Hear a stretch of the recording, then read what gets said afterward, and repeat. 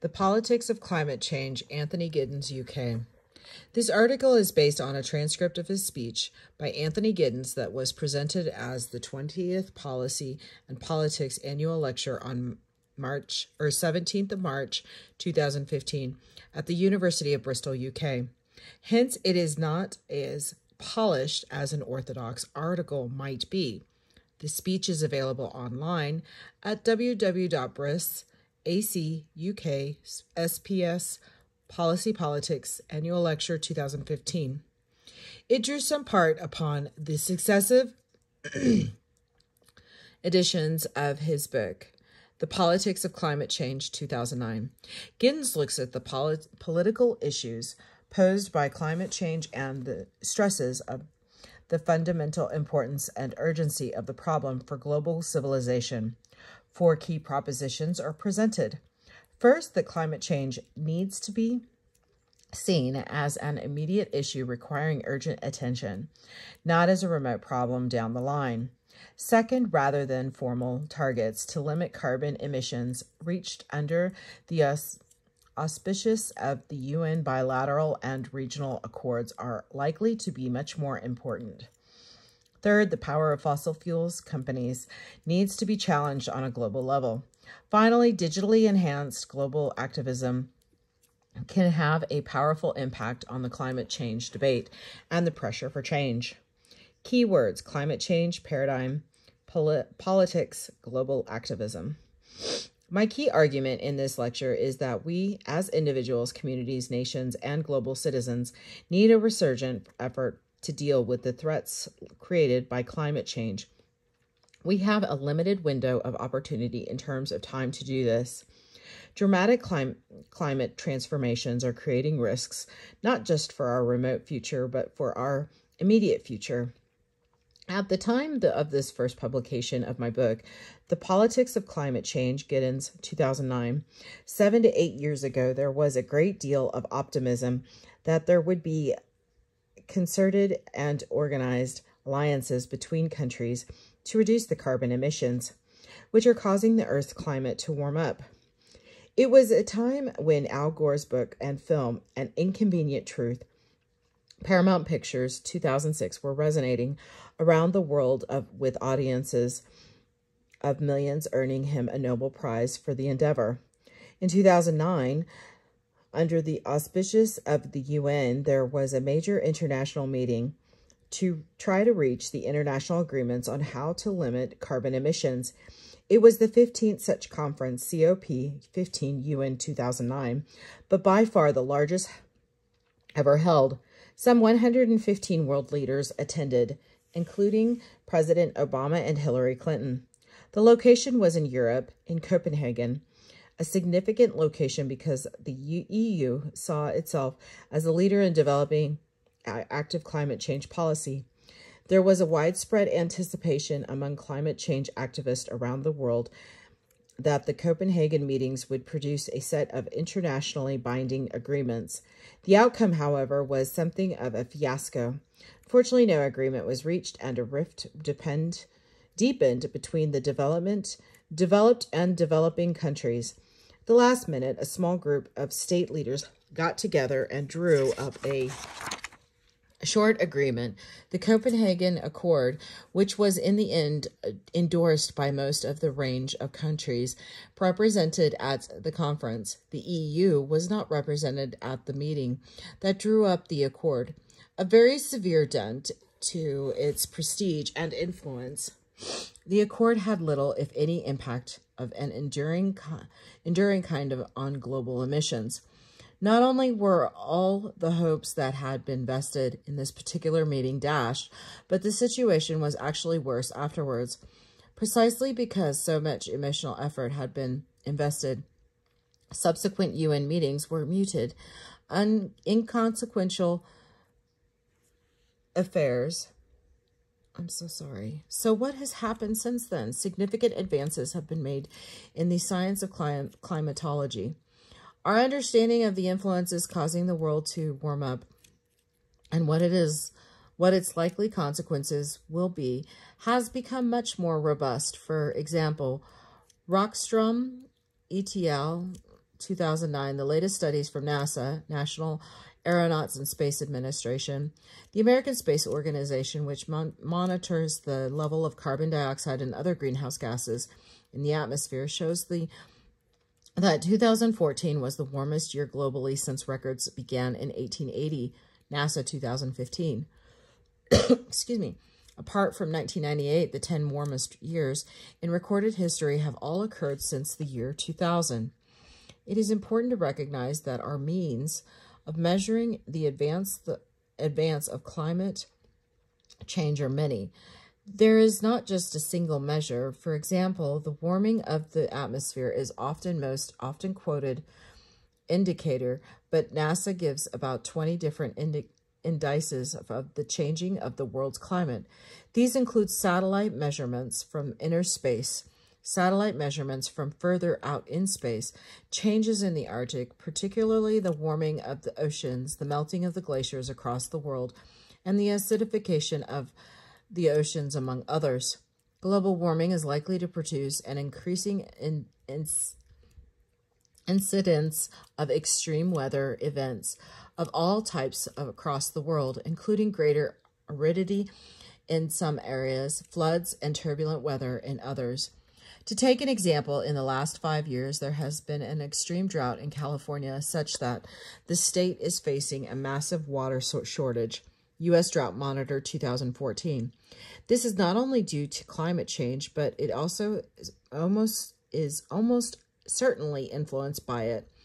In Australia and in Latin America, there has also been wide-scale and sustained drought. It is not possible to prove conclusively whether any particular weather event is the result of climate change, but when you look at the statistics of extreme weather events, it is difficult to not to conclude that they are becoming more frequent and more radical across the world.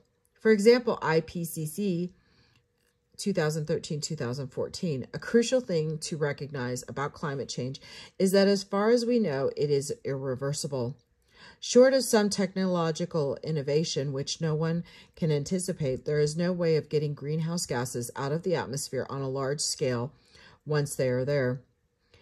The likely consequences of humanly induced climate change could vary greatly according to how robust the Earth we inhabit is. Here there are quite discrepant views. The climate change skeptics. Those who either doubt that climate change is happening at all or see its consequences as minor, see the Earth as robust and impermeable. Nothing human beings can do is likely to influence it too much. Those in the green movement tend to see the Earth's ecosystems as inherently fragile and human activities as damaging to them.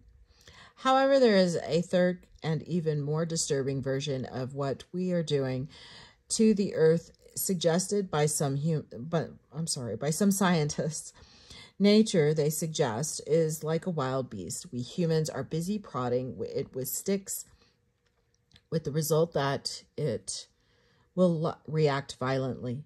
For example, Bruckner, 1987, it is even more disturbing a view of the implications of climate change than the view of a straightforward ecological damage. Climate change policy is all about containing risks. A risk. The risks suggested by the third view must be taken seriously. We should not confuse risk and uncertainty. What is not known, because there are uncertainties, is the full level of danger that climate change poses. The findings of the International Panel on Climate Change that gathers the scientific evidence every few years forecast different scenarios. Some scenarios show that the impact of climate change might be relatively limited if we get lucky, or, of course, if practical measures are taken on a global level that contain carbon emissions. However, it is crucial to see that uncertainty cuts both ways. The impact of climate change might be greater. It might be more dangerous than the majority of the scientific community currently believes. Science is largely a conservative enterprise almost by definition. Existing examples of extreme weather patterns and their impact on human life amply illustrate the sheer power of nature. Recently, there was the cyclone in Venezuela in the southwest Pacific, where there were winds with gusts of over 200 miles per hour. Large parts of the island were flattened. A reasonably cautious viewpoint of the future might argue that humanity tampers with such powers at its peril on the level of collective humanity, where we are tampering with forces of an awesome kind. The consequences will not just fall on future generations. They are also to some extent already happening in the present. There has been no parallel issue to that of humanly induced climate change for any previous civilization. No previous society has intervened in nature even remotely to the degree to which we do on an everyday basis. It could be argued, as some geologists do today, that nature is no longer nature because it is so thoroughly infused with human intervention and human activity. We have entered the age of the Anthropocene. There is a seeming contradiction here. While the science has become more robust and the risks have become clear over the past 7 or 8 years, public opinion seems to have moved in the other direction. At least in the industrial countries, surveys indicate that views on how dangerous climate change is and whether actions should be taken in the near future to contain it have moved in the opposite direction to the main scientific findings. For example, Johnston and Deeming, 2015, most citizens, in other words, seem less worried about the dangers of climate change than they were a few years ago. Why should this be? First, as everybody knows, there are quite powerful interests involved, especially among some of the fossil fuel companies. These have actively deployed disinformation, at least in some countries, to try to mute public awareness of risk. For example, from Hoff and Oreskes 2015, there is something of a similarity here between climate change and smoking, where there was a long-term attempt by the tobacco industry to cover up the consequences of smoking. The second reason, more important than the first, in my view, is precisely that the findings of dangers of climate change are filtered through science, to be more precise, through the findings of some 10,000 or so climatologists across the world. There has never been an issue before where science has had this pivotal political and consequential role in global policy making. I am not myself a climatologist. As someone studying the politics of climate change, I have mastered some of the relevant science of climatology, but to nothing like the level of professional climatologists. Most of the lay public are much more remote from the findings of climatology and science. It isn't surprising that the climate change skeptics, who represent a tiny proportion of professional climatologists, are able to make a considerable impact on public opinion. Third, there is a fundamental free rider problem. Britain only contributes less than 2% of the total global emissions. Why it can be and is argued should the UK lead the climate change campaign. Every nation or group of nations could argue that they will not act until others do, which is effectively what happened at the Copenhagen. The free rider issue is a big obstacle for the collective politics of climate change, and there is no easy way of overcoming it. Finally, there are real issues around economic development. The rich countries have been responsible for most of the greenhouse gas emissions that have entered the atmosphere. Their very position of affluence has been created through their embrace of fossil fuels and other sources of climatic contamination. Hence, they should almost exclusively shoulder the burden of reducing emissions, even at a cost to their own economic position. The poorer countries should have the same chance to develop their economies that the industrial states have enjoyed. The rich part of the world, it can be said, cannot argue for the closure of avenues of development that they themselves have used to such such effect. These are powerful influences indeed, and account for a good deal of the paralysis that has affected world climate change policy. However, as I argued in the politics of climate change, the prime reason for the dislocation between public concern and the findings of the science of climate change is none of these. It is what in the book I presumptuously termed Giddens' paradox. Since no previous generation has ever had to confront the problem of human-induced climate change before, it is hard for the public to accept it as a reality, let alone an urgent problem. When stacked up against the diversity of other problems the world has, for reasons already given, we do not know the true level of risk in advance. In traditional risk situations, the situation is often quite different. Every time a person steps into a car, it is possible to say what his or her chances are of being involved in an accident with climate change. However, this cannot be done because there is not the past experience to draw on. It has an all too late quality. The paradox lies in the fact, as collective humanity, we might wait until the destructive potential of climate change is irrefutable. But by then it will by definition be too late, since at least so far as we know at the moment, it is irreversible. 2015, the United Nations climate change body is meeting again. It will be the 20th such annual gathering, COP20. For the first time since Copenhagen, the conference will take place in Europe, this time in Paris, seeking to get ahead of public opinion, as they must indeed attempt to do. And with the scars of Copenhagen to some extent healed up, political leaders are trying to once more secure binding international agreements to curb emissions. Al Gore is visible again. He is planning a range of concerts and other global events designed to get some billion people onto the streets to put pressure on the leaders.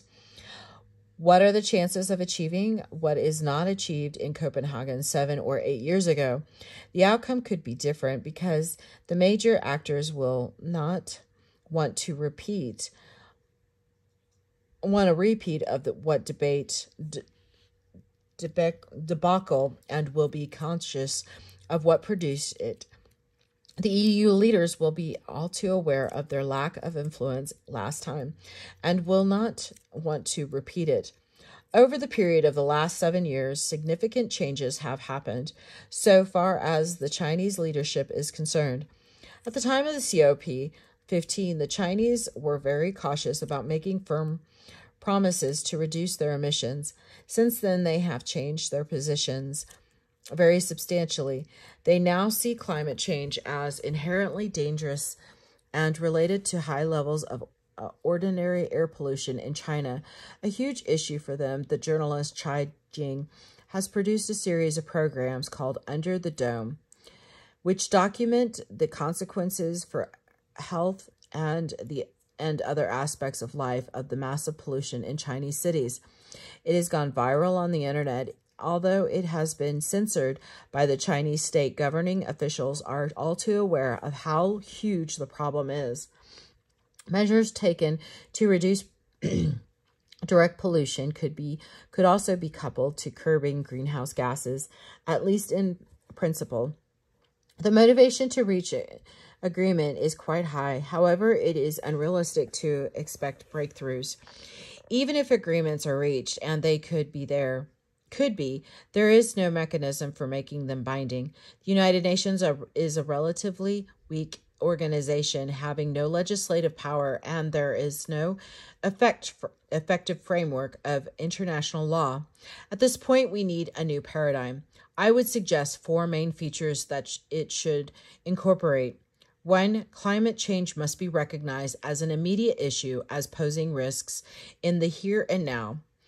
In the politics of climate change, as in most discussions of climate change, I saw the risks involved as located primarily in the future. However, to speak of what is likely to happen in 2030, 2040, or 2050 is too remote to have much traction with public opinion.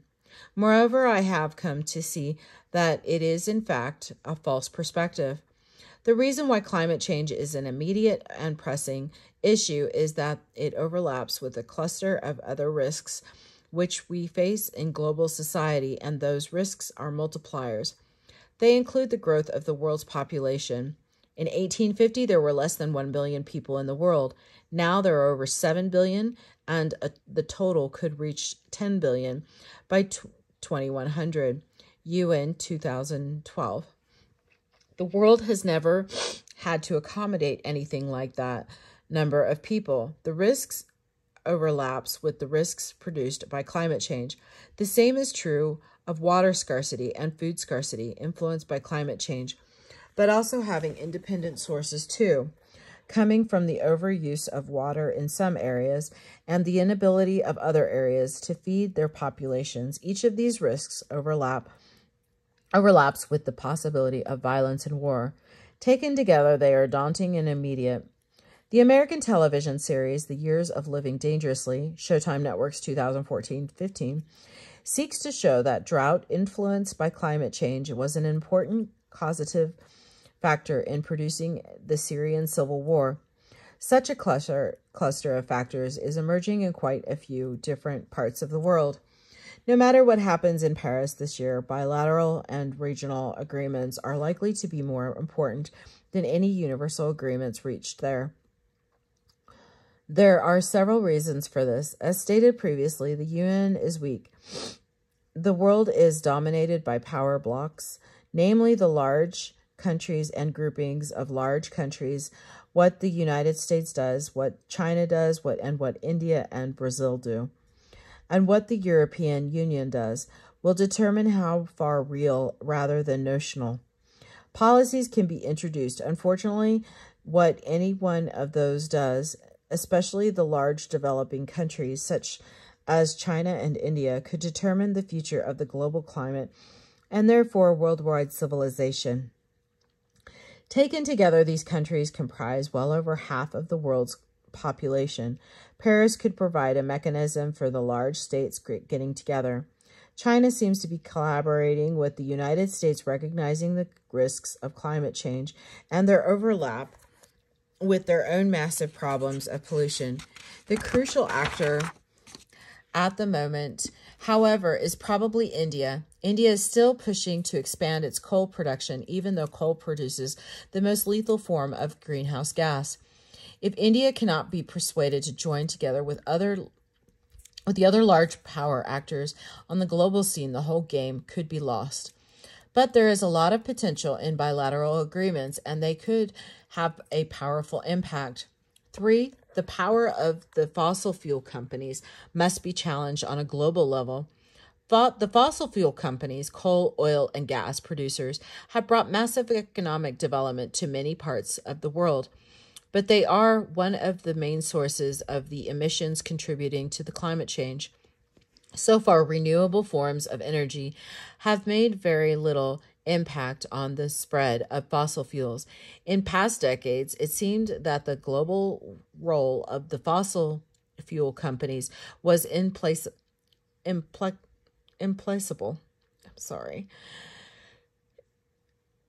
They are so powerful and have such inertia built into their existing investments that it seemed impossible to reverse their impact on the world scene. I used to believe that such was the case, but I have changed my mind.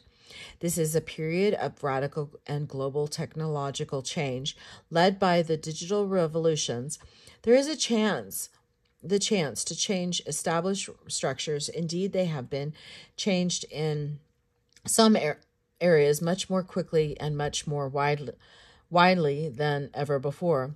When the telephone was first invented in the 19th century, it took 75 years before there were 50 million users. By contrast, the first smartphone only dates from about 15 years ago, WSS 2014.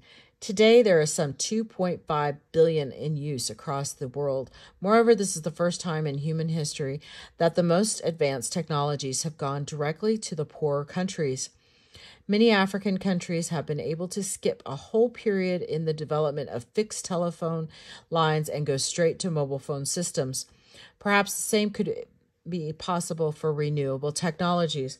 Because of the advance and digitalization, it might be possible for large swaths of Africa and other developing continents to go directly to renewables on a large scale and to do so quickly.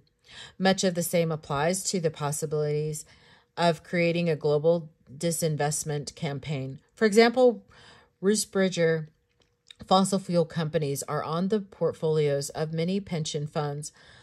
There is a growing volume of shareholder activism around the world trying to ensure that such funds invest more heavily in renewable technologies.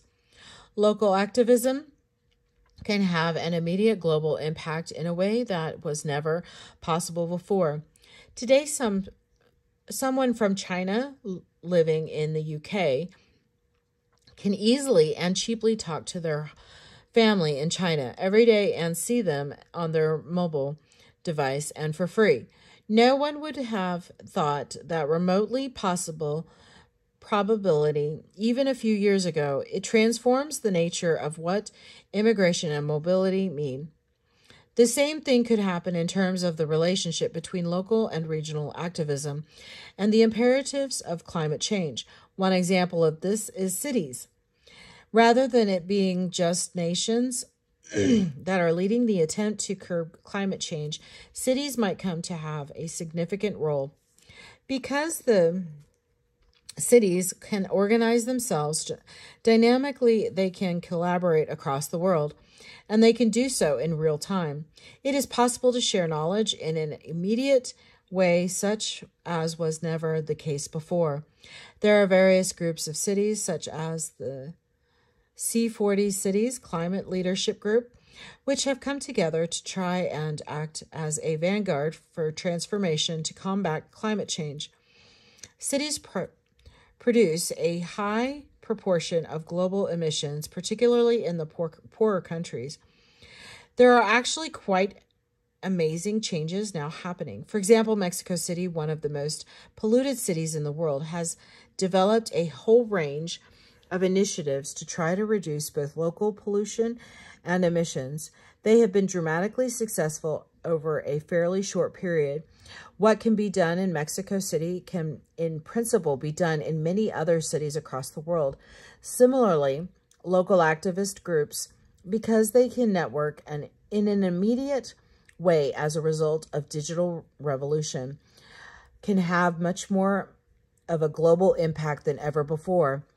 And that global impact can reverberate back to local places. Here are the references. And this is the end of the chapter. Thank you.